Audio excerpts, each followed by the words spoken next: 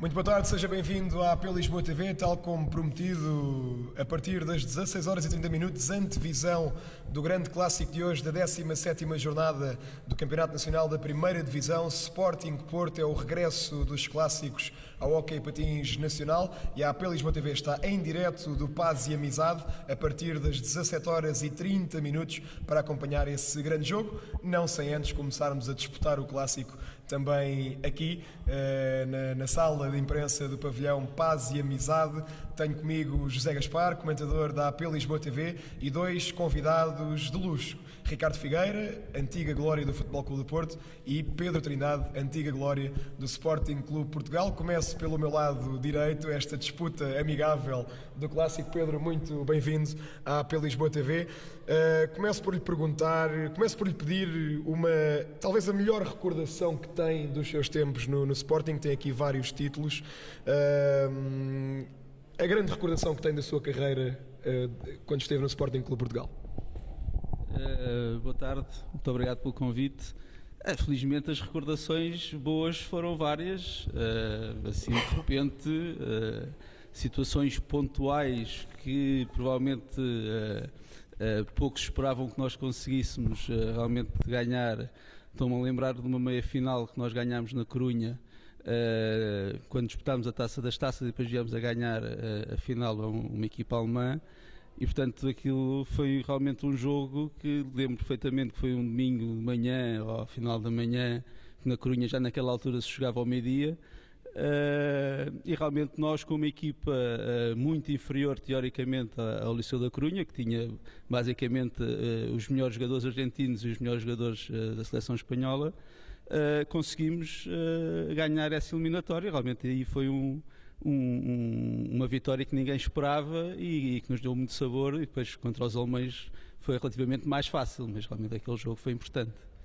Obrigado, Pedro. Está dada a bola de saída deste clássico. Passa e para o Ricardo Figueira. Antes de mais, muito boa tarde. Efetivamente temos aqui também o Ricardo Figueira. O Ricardo Figueira, que algo prematuramente para já descalçou os patins há 2 épocas. Esperemos que ainda os volte a calçar, porque acho que ainda vinha muito a tempo. Ricardo, eu faço então a mesma questão que o Pedro apresentou ali ao Pedro Trindade. Também que nos digas qual é que foi a melhor recordação, sendo que, sem dúvida alguma, uma das coisas pelas quais de certeza que as pessoas te reconhecem é por seres um dos jogadores que esteve no último título mundial conquistado por Portugal em Oliveira das Meias. Olá, boa tarde a todos. Sim, como dizia o Pedro, pontualmente há várias situações, mas nomear só algumas é sempre redutor em relação a tantos momentos bons que eu vivi. Se calhar um que eu acho que foi marcante, não só pela envolvência, como pela dificuldade que foi o título do primeiro do DECA, que nós tivemos uma mudança de treinador a meio da época e estávamos com muitos pontos de atraso, se não me engano eram 12 pontos de atraso a meio do campeonato, e ainda viemos a ganhar o título à Luz na penúltima jornada com 2 ou 3 pontos de avanço, se não me engano. Esse ano foi memorável. O último jogo em casa com o Barcelos, em Fanzres, foi qualquer coisa de inesquecível. Um pavilhão completamente a abarrotar pelas costuras, não cabia nem mais uma pessoa. E essa acho que é a imagem assim mais marcante de todos os campeonatos que ganhei no Porto. E o Mundial, lógico, que acho que é o coroar de qualquer carreira desportiva, um campeonato do mundo. Esse nunca mais vou esquecer, até porque foi em Portugal, numa terra que adora o hóquei em patins e na qual também passei muitos bons momentos. Ora, Ricardo, aproveitando então essa grande memória e que infelizmente desde essa altura, desde 2003, que Portugal, no que diz respeito ao hóquei sénior, à nossa seleção nacional sénior, nunca mais conseguiu derrotar os espanhóis nas finais. Essencialmente tem sido a Espanha que, quer em mundiais, quer em europeus, tem vindo sempre a ter supremacia sobre Portugal. Qual a razão pela qual, na tua opinião, temos vindo a fazer esta travessia do deserto? Eu penso que tem havido um conjugar de fatores e se calhar essencialmente tem sido a Espanha tem ganho muito por haver uma estabilidade muito grande na equipa. Eles têm um grupo de 15 jogadores, 20 jogadores que acabam por já estar juntos há muito tempo, desde os tempos de camadas jovens. E esse conjunto tem-se vindo a perpetuar constantemente em todas as convocatórias. Logicamente, o mesmo poderia ser feito em Portugal, mas eu acho que as últimas finais têm sido decididas em pequenos pormenores, ou seja, acaba por não ser uma grande diferença em termos na prática, em termos de jogo jogado, mas pequenos pormenores têm decidido. Este último, por exemplo, europeu, foi um pormenor de 6 segundos do fim, não é? Um jogo que eventualmente toda a gente já contava que fosse para prolongamento, e um pormenor de uma pequena distração que nestas competições se pagam caro, e nisso os espanhóis são mortíferos. Uma oportunidade, eles costumam aproveitá-la. Esperemos que esta tendência seja invertida rapidamente, porque é preciso dar este boost ao hockey português para que novamente volte a entrar nos carris das vitórias. Eu vou aproveitar a tua pergunta também para passar aqui para este lado, Pedro. A maior parte dos seus títulos foram conquistados na década de 80. De facto, como o José Gaspar referiu, atravessamos, enfim, um período algo negro a nível de títulos de seleções. Razões, muito mais do que razões para isso acontecer, como é que podemos dar a volta por cima para voltar a dominar o monopólio do hóquei patins? Provavelmente essa é a pergunta que todos gostaríamos de responder e que não temos uma resposta para.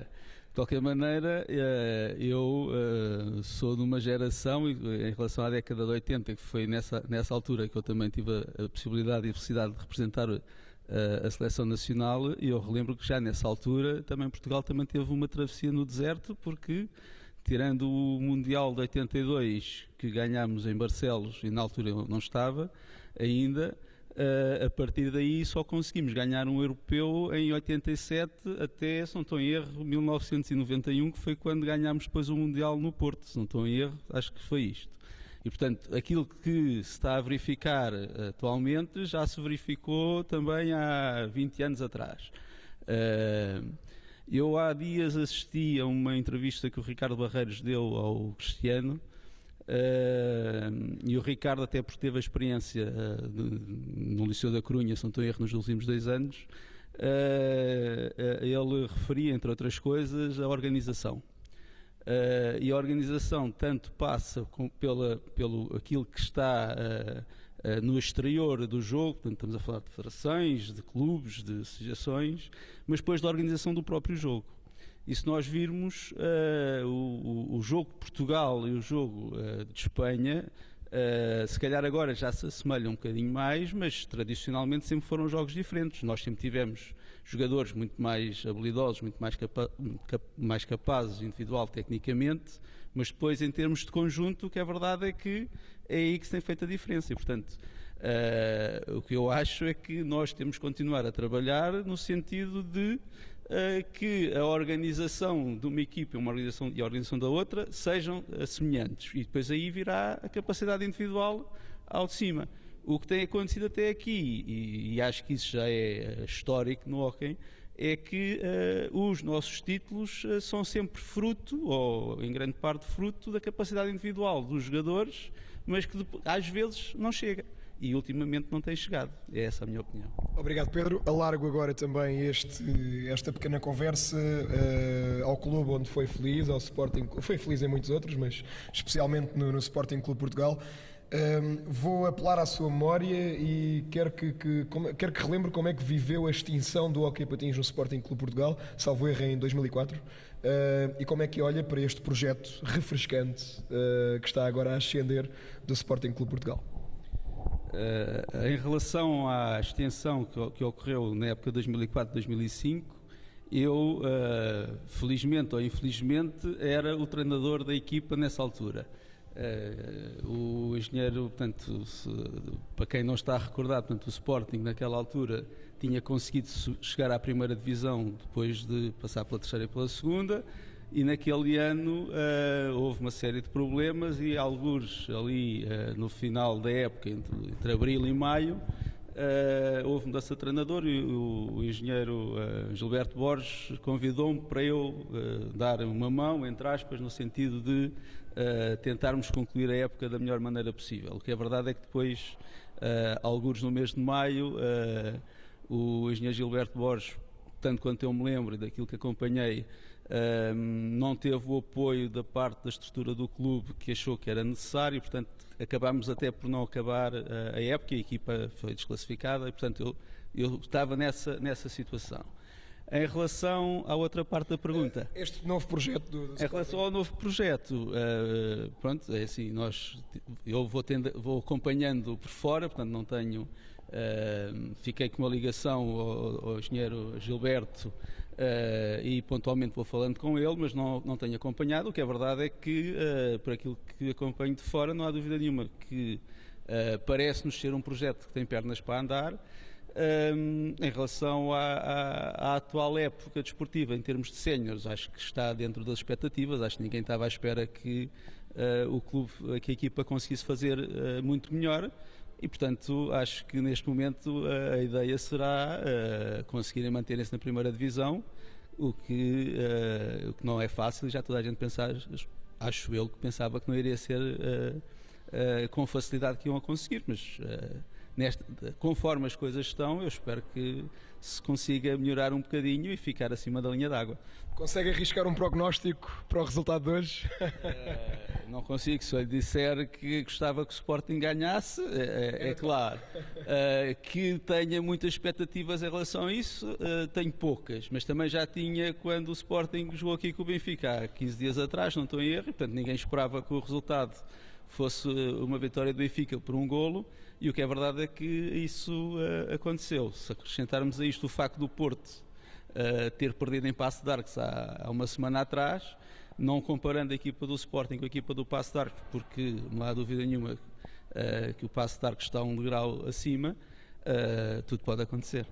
Obrigado, Pedro. Passo novamente aqui para o lado esquerdo. E eu vou também aproveitar ainda este tema Sporting para perguntar ao Ricardo se vê com bons olhos este ressurgimento do Sporting, se acha que efetivamente é importante para o Hóquei Patins o regresso do Sporting ao escalão máximo da modalidade, e como é que vê este Sporting, ao qual normalmente as pessoas não estão habituadas. As pessoas normalmente associam o nome Sporting à luta pelos primeiros lugares da tabela classificativa e, na verdade, o Sporting neste momento situa-se abaixo da linha d'água e está envolvido na luta pela manutenção. Portanto, uma panorâmica sobre a realidade atual do Sporting e do enquadramento do Sporting no hóquei nacional.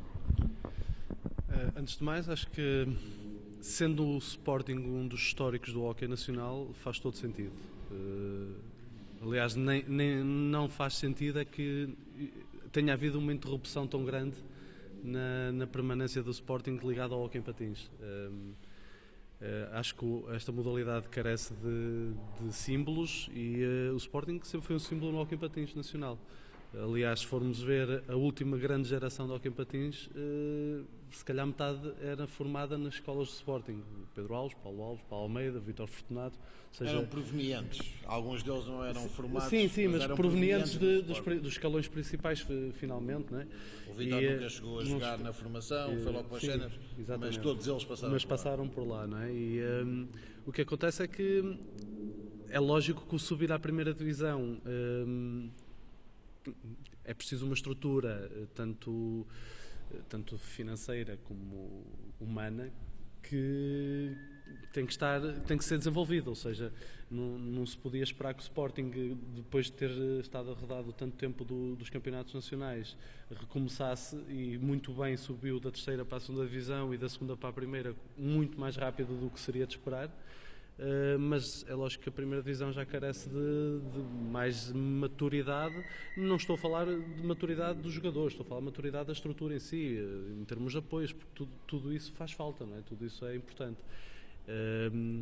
Se calhar é bom que as pessoas olhem para o Sporting como um símbolo que tem que estar no campeonato nacional, que é importante que esteja. Os três grandes, quer se queira quer não, estamos num país em que o futebol dita as leis no desporto e é importante que as outras modalidades também tenham os três grandes, porque senão acabam por passar um bocado ao lado de tudo o que é importante para divulgar, que é os jornais, as televisões.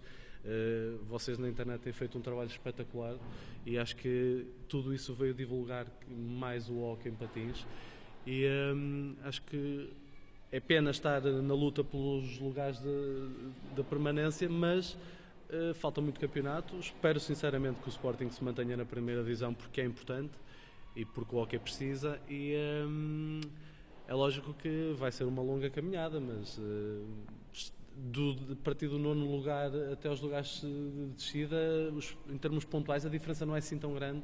Isto às vezes uma vitória consegue elevar em termos classificativos uma equipa nestas posições.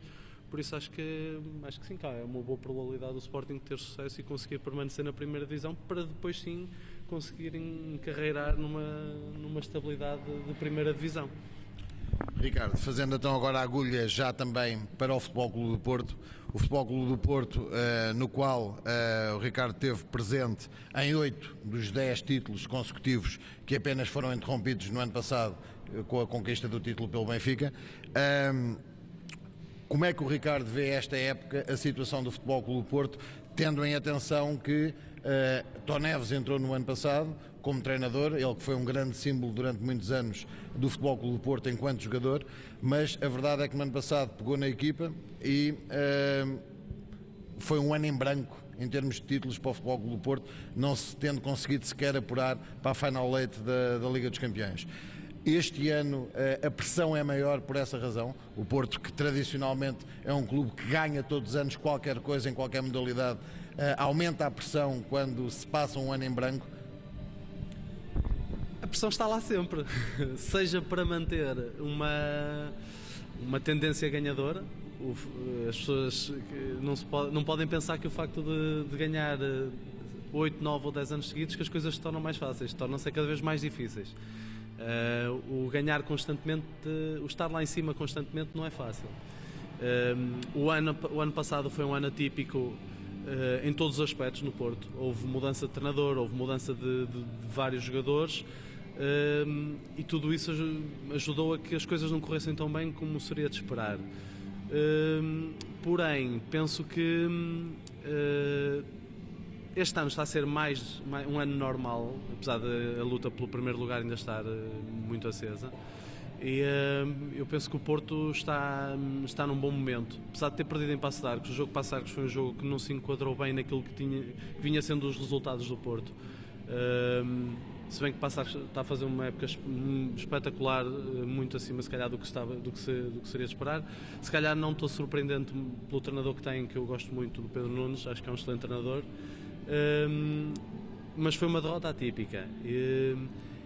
Penso que este ano tem havido uma mistura muito boa no Porto de experiência com juventude que está a surgir e a afirmar-se.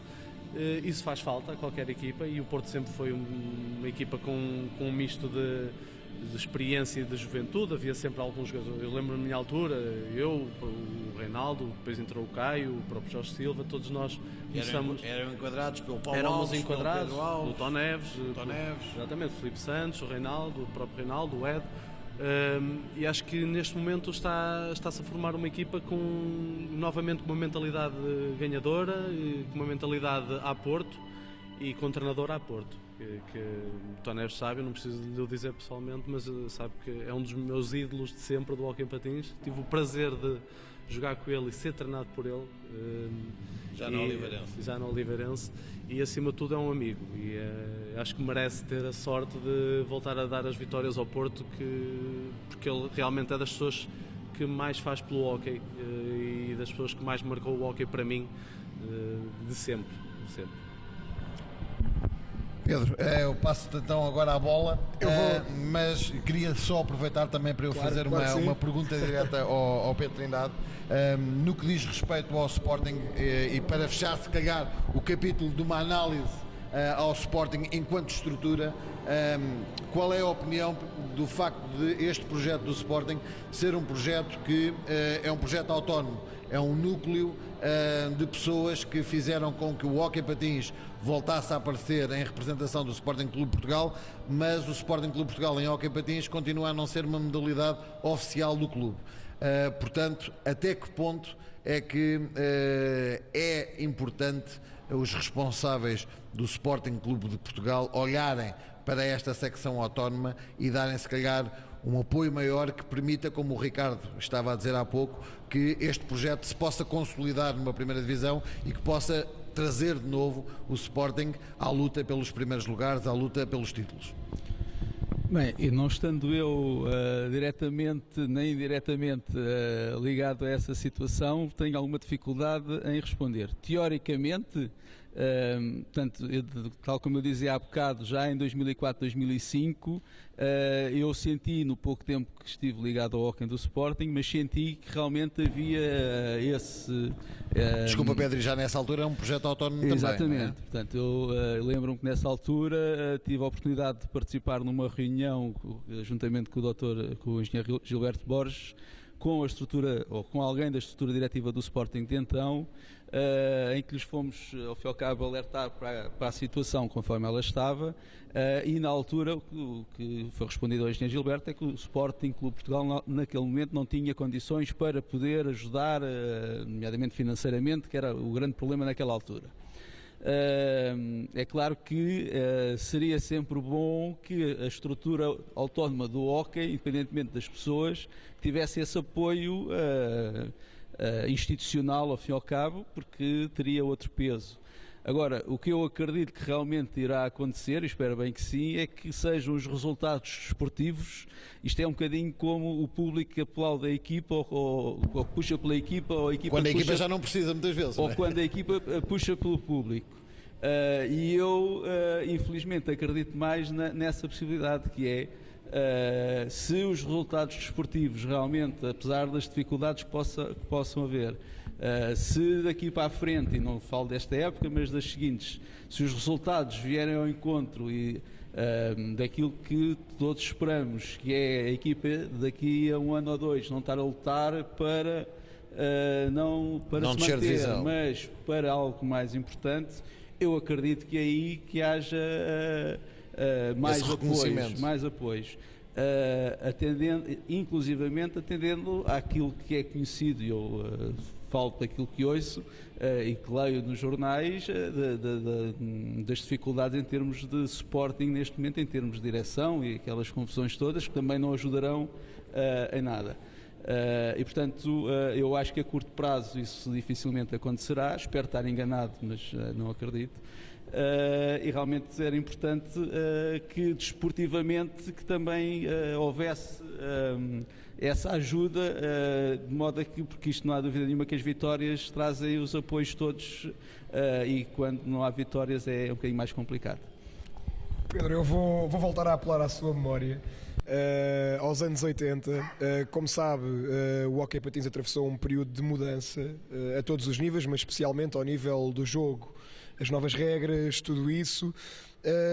Eu gostava que me relatasse um pouco, fizesse uma pequena analogia do que é que está diferente dos anos 80 para hoje, também na comunicação social. O Pedro é de um tempo em que havia os relatos da rádio do hóquei patins, e hoje em dia a comunicação social abandonou um pouco o hóquei, também à imagem daquilo que disse em relação às vitórias, em relação à competição dentro do próprio campeonato, mas que nos fizesse aqui um pequeno retrato dos anos 80, que foi uma época de ouro para o hóquei patins nacional.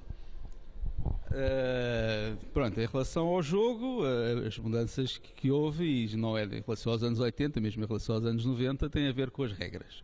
E portanto eu sou um apoiante incondicional das atuais regras, porque em termos da qualidade do espetáculo, independentemente da qualidade dos jogadores, o que não há dúvida é que um jogo de hóquei antes demorava 1h30, agora demora pouco mais de 1 hora.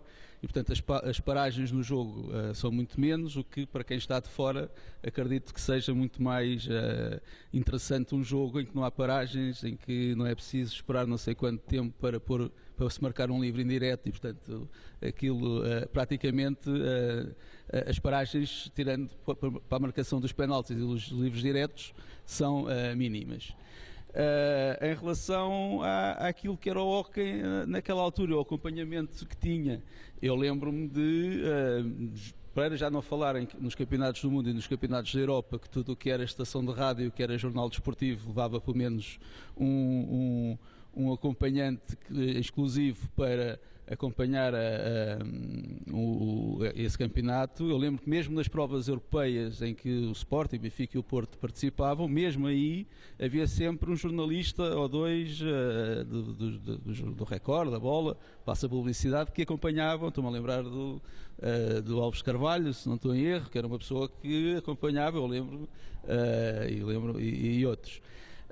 A própria televisão, estou-me a recordar, por exemplo, de um campeonato do mundo em Itália em 84, que o último jogo era um Portugal-Itália, que acabou por já não ser decisivo para coisa nenhuma, mas lembro-me que até esse jogo, que em Portugal já estava a lutar, nessa altura era o último jogo, na altura jogavam todos contra todos, e lembro-me que a RTP deu esse jogo em direto às 10 ou às 11 da noite, e portanto tudo o que era campeonatos, tal como acontece agora, mas por exemplo os jogos das competições europeias na altura davam com alguma frequência, e atualmente nós para ver os jogos das competições europeias temos de recorrer a canais como o vosso, não é?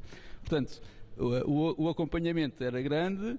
Eu já nessa altura já havia jogos na televisão, mas eu já nessa altura ouvia as pessoas de gerações anteriores às minhas a dizer que no tempo já não falo do Jus Correia do Correia dos Santos, mas na época do António Livramento, que não havia televisão, mas havia rádio. Portanto, as pessoas ouviam a rádio como se fosse um jogo de futebol. Portanto, a audiência era grande. E, portanto, isso ainda se manteve nos anos 80 e creio que a partir dos anos 90 isso, até porque financeiramente se calhar deixou essas deslocações da comunicação social eram apoiadas necessariamente pela publicidade, que provavelmente deixou também de acontecer. Obrigado, Pedro. Belíssimo retrato dos tempos de glória. Passo a bola novamente aqui para o lado esquerdo. Eu aproveito também ainda este tema da comunicação social e desse divórcio que se tem vindo a sentir cada vez mais da comunicação social relativamente à divulgação do hóquei patins, para também saber a opinião aqui do Ricardo e principalmente no que diz respeito a competições mesmo ao nível da nossa seleção nacional, em que, curiosamente, tivemos conhecimento, e isso foi depois publicado na imprensa, que um dos jogos que teve maior audiência foi precisamente o jogo entre Portugal e Espanha no recente Campeonato do Mundo, Campeonato da Europa realizado em Paredes, e estranhamente depois voltou a desaparecer por completo o hóquei da televisão. Portanto, a que é que se deve isso, quando até se percebe que quando existe alguma transmissão de hóquei patins, ela efetivamente tem bastante impacto junto do público português? Deixa-me só relembrar, Gaspar, referindo à tua pergunta, a final do Campeonato do Mundo, do Campeonato da Europa, que perdemos agora a 6 segundos do final, teve 1.400.000 pessoas, e de facto faz sentido essa pergunta, claramente. E voltamos outra vez à mesma coisa, que é a organização. Eu lembro-me que, só aqui um pormenor, houve um jogo no Porto, para a Liga dos Campeões. Foi um jogo que deu na RTP2, um sábado à tarde, que foi contra o Herne de Inglaterra, ou seja, um jogo que não tinha história nenhuma. Nós ganhámos 21-0, se não me engano. E eu lembro-me depois de ter falado com um jornalista da RTP que me disse que tinha tido um share quase ao nível de um jogo de futebol da primeira divisão. Ou seja, os adeptos estão lá, as pessoas que gostam de hóquei estão lá, existem, e vê-se que, como modalidade de pavilhão, se calhar o hóquei é das que tem mais adeptos. Eu lembro-me que no Porto qualquer que fosse o dia, havia sempre imensa gente, salvo raras exceções, havia sempre imensa gente a ver os jogos. Eu acho que é um bocado o conseguir passar, não a mensagem de que os adeptos não existem, mas sim a mensagem de que é preciso ir buscá-los, é preciso chamar as pessoas, é preciso divulgar, é preciso promover, é preciso ir às escolas, é preciso... Ou seja, eu lembro-me no final do Campeonato do Mundo de Oliveira das Meias, nós, jogadores, criamos condições para nós próprios irmos às escolas. Eu lembro que no Porto fizemos isso, os jogadores que éramos do Norte fizemos isso imensas vezes. Eu, Filipe Santos, o Reinaldo, fomos muitas vezes às escolas, o Guilherme Silva, as escolas à volta do Porto, promover a modalidade, levar uns sticks, umas bolas, uns patins para os miúdos calçarem, para os miúdos pegarem, jogarem, experimentarem. Ou seja, tudo isso é um trabalho que tem que ser feito não pelos jogadores, isso é um trabalho que tem que ser organizado de cima, da parte federativa, é um trabalho que demora a fazer, é um trabalho que tem que se perder tempo, mas que realmente depois vê-se nessas situações em que realmente há retorno. Há retorno. O Campeonato da Europa de Paredes esteve cheio constantemente. Eu acho que isto é moldura, acho que é fácil de fazer. E até depois a própria receita que se gerou para o Conselho, quer que é um Conselho, quer que não estou em erro. Houve um grande retorno financeiro, derivado desse campeonato. Exatamente, eu acho que teria que partir muito da parte institucional, a promoção e a conseguir chamar novamente os mídia e organizar de forma a que isso aconteça. Eu lembro-me no tempo também do início dos anos 2000, eu cheguei a ver fins de semana com 2 jogos na televisão, um ao sábado e um ao domingo, eu lembro-me disso perfeitamente. Ou seja, as coisas mudaram muito, mas mudaram porquê? Se as pessoas ainda continuam a gostar, se continua a haver eventos com muita gente. Ou seja, isto é preciso pesar, é preciso ponderar bem o que é que está a faltar. Agora, há muitos eventos, o Porto nesse aspecto também passa publicidade, mas está a fazer um excelente trabalho na parte das camadas jovens com o Dragon Force. É um trabalho que realmente valoriza, e para os miúdos é importante, porque eu acho que também há muito desinteresse da malta mais nova nas modalidades. Há muita coisa a distrair, o interesse dos miúdos já não é o mesmo que era na minha altura. Eu, quando era juvenil e júnior, se havia a hipótese de ir ver um jogo de hóquei, eu ia. Se havia a hipótese de ir treinar com os séniores porque havia um sénior lesionado, era a melhor coisa que me podia acontecer. Quando eu estava no final da minha carreira, havia júniores que não iam treinar aos séniores porque tinham um jantar marcado, tinham cinema, ou seja, há aqui um desinteressar da parte da juventude, que acho que era preciso voltar a acender essa chama, e depois parte daí também o reintegrar nos mídias. Ricardo, pegando nessa importância que há de tentar captar cada vez mais jovens para a modalidade, eu acho que o Ricardo é um exemplo de alguém que vem de uma zona do país onde não há rigorosamente tradição nenhuma no hóquei patins, Bragança. Como é que um jovem de Bragança chega ao topo da modalidade, chega a campeão do mundo? Agora se calhar não é difícil. Acho que parte muito dos meus pais, acima de tudo. Os meus pais mudaram a vida deles completamente. Se calhar esta hora a minha mãe está com a lágrima no olho já. Mudaram a vida deles completamente para eu poder tentar. Acima de tudo é isso. Eu acho que Bragança já tinha tido vários jogadores de hóquei que foram para as grandes equipas. Eu lembro-me, o Pedro Rodrigues jogou no Sporting na altura do Livramento, depois foi para Barcelos. Teve 2 ou 3 jogadores que foram para as grandes equipas na altura, para o Benfica, para o Sporting e para o Porto. Eu consegui ir mais além muito porque tive esse apoio.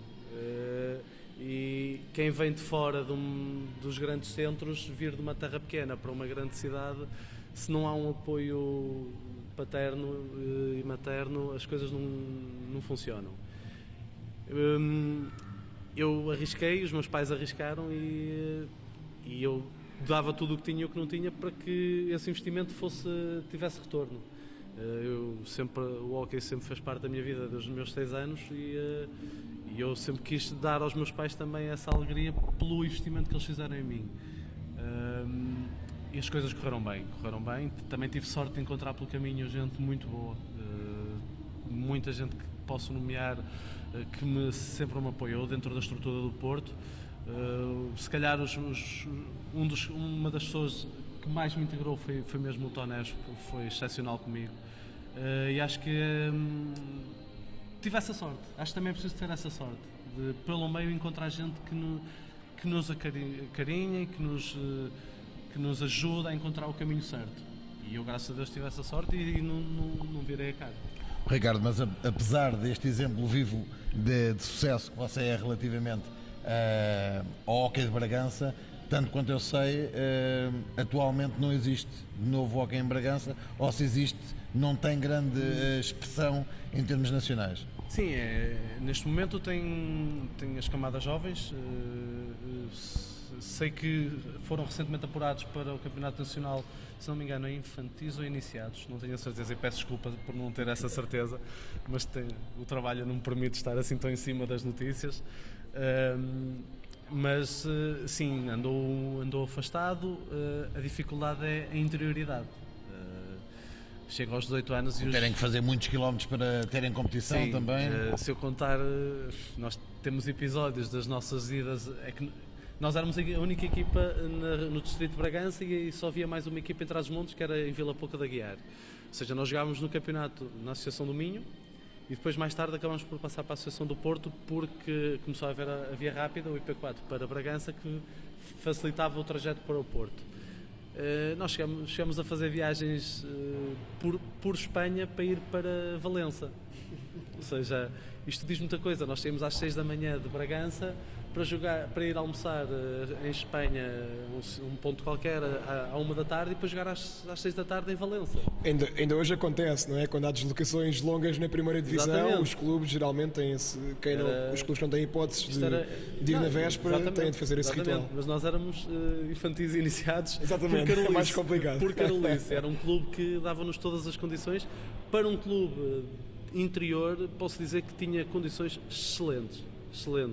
Tínhamos autocarro, carrinhas, o clube era a refeição, era o almoço, era o jantar, não faltava rigorosamente nada. E se calhar também por isso é que nós gostávamos tanto de lá andar. Mas não é fácil, a interioridade sente-se nessas alturas, a distância é grande, as dificuldades são maiores ainda porque os miúdos acabam por, aos 18 anos, ou vão para a faculdade ou começam a trabalhar. Eu lembro que nessa altura, se eu não fosse para o Porto, provavelmente no ano a seguir deixava de jogar, porque a equipa desmembrou-se, exatamente por isso. A maioria foram estar para a faculdade e acabaram por ir para o Porto ou para as grandes cidades. Mas pronto, são memórias que me marcam porque foi o iniciar deste trajeto. Eu largo aqui também este debate para o Pedro. Pedro, esta questão das grandes deslocações, hoje em dia os clubes vêm-se muito aflitos para cumprir com isso e com estas condições que se exigem, não é, para os jogadores quando fazem grandes deslocações. Neste momento existe um grande debate também na nossa modalidade relativamente ao quadro competitivo que há nos campeonatos nacionais. Reapareceu este ano o Regional de Lisboa e há quem defenda que esse é o modelo a seguir em substituição talvez da terceira divisão. Parece-lhe mais... Há quem defenda também a divisão da primeira divisão em Zona Norte e Zona Sul, como já existiu noutros tempos. O que é que lhe parece esta questão? Parece-lhe adequado o atual modelo ou há de facto mudanças a fazer? Eu não tenho uma opinião formada em relação a qual é o melhor, depende se calhar daquilo que se pretende atingir. Eu pessoalmente sou um defensor acérrimo do play-off.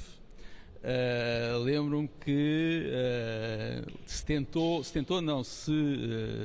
tal como aconteceu há 3 ou 4 anos em que houve play-off, e lembro-me que na altura o Franklin Paes, que era o treinador do Porto, se insurgiu contra o play-off, que era uma coisa que ele... Dizia que não defendia a verdade desportiva. Porque não defendia a regularidade, e é verdade. Mas o que é verdade também é que não é o que tem acontecido nos últimos anos, mas nestes 10 anos que o Porto ganhou, tirando o ano passado, se calhar desses 10, 5 ou 6, se calhar 4 ou 5 jornadas do fim já tinha o campeonato garantido. E se nós pensarmos que o interesse por uma modalidade, por uma competição, tem que ser até ao último jogo. Ou deve ser até ao último jogo, não é por acaso que a NBA tem play-off. A NBA é o melhor espetáculo. Sim, Pedro, e temos inclusive também o exemplo do futsal, que ressurgiu muito, se calhar também por causa do play-off. Dá outra espetacularidade. Acreditando que não se valoriza a regularidade, e portanto isso não tem dúvida, o que eu acho que é importante é que o campeonato tem que ser disputado até à última. Eu lembro-me que em Itália sempre foi o play-off, não sendo a Itália o expoente máximo da modalidade, porque ainda continua a ser Portugal em Espanha. O que é verdade é que quando se tentou implementar o play-off em 1980 e qualquer coisa que eu já não me lembro, no ano a seguir deixou logo de... porque se achou que não havia interesse da parte do público para. Eu continuo a achar que se houver realmente vontade, e portanto estamos a falar de primeira divisão, eu acho que play-off é a garantia de que se joga até à última. Depois, se é a melhor de 3, se é a melhor de 5, isso penso que já é secundário, terá a ver também com a questão financeira que está por trás disto. Agora, eu da experiência, por exemplo, que tive em Itália, e em Itália não há mais interesse pelo hóquei do que há em Portugal, o que é verdade é que naquela fase do play-off os pavilhões estavam cheios e o acompanhamento que havia em termos de comunicação social era muito maior do que na fase regular, isso não tenho dúvida. Estamos a ficar quase sem tempo, por isso, José Gaspar. Eu vou então fazer aqui a última pergunta ao Ricardo. Ricardo, e desde já agradecer-lhe uma vez mais a disponibilidade que teve de estar aqui connosco. E a última pergunta, naturalmente, até na sequência de uma que o Pedro já fez há mais tempo ali ao Trindade, é um prognóstico para o jogo de hoje. Lá está, eu acho que para mim o Porto vai vencer. Por quanto, não sei, mas eu acho que o Porto vai vencer. Não acredito em 2 derrotas consecutivas do Porto, nesta altura do campeonato. Penso que este jogo foi bem preparado para que isso não surja, porque poderia complicar as contas do campeonato. Por isso eu penso que vai ser um 4-2. Ficamos então 4-2, daqui do lado do Ricardo prognóstico Figueira com o prognóstico do 4-2. Eu não resisto a perguntar mais uma vez ao Pedro se não quer arriscar aqui uma contra-resposta ao 4-2. Não, eu acredito que o Porto ganhe. Gostaria que isso não acontecesse e, portanto, se houvesse um empatezito, acho que já era um bom resultado para o Sporting. É claro que acho que vai ser difícil. Vamos ver. Bom, em nome da Associação de Patinagem de Lisboa, agradeço ao Ricardo Figueira e ao Pedro Trindade a disponibilidade espetacular que tiveram hoje para este programa de antevisão. Damos por concluída esta antevisão do clássico Sporting Porto. Fazemos uma curtíssima pausa para nos prepararmos para a transmissão desse grande jogo. Cerca de 15 minutos, volte connosco dentro desse tempo para acompanhar este grande jogo da 17ª jornada entre Sporting e Porto, as emoções da patinagem de volta à AP Lisboa TV. Até já. Até já.